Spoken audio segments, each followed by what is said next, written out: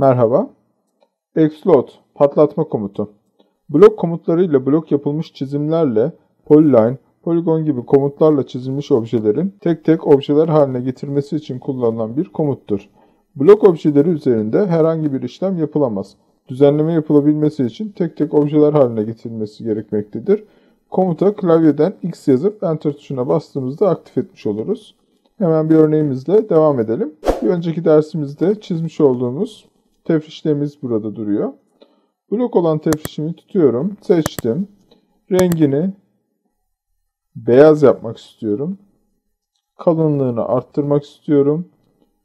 Çizgi stilini de kesik çizgili yapmak istiyorum. Hepsini denedim ama hiçbiri başarılı olmadı. Çünkü bloklar üzerinde hiçbir şekilde bir işlem yapamıyoruz. Peki bloğumu nasıl patlatabilirim? Kısa yolu X olan Explode komutunu kullanacağım. X harfine bastım, Enter'a tıkladım ve patlatmak istediğim objemi seçtim. Ve tekrar Enter'a bastığımda gördüğünüz gibi parçalar ayrılmış oldu. Bu şekilde bloklarımı patlatıp üzerinde işlem yapabilirim. Şimdi rengini değiştirelim. Kırmızı yaptım.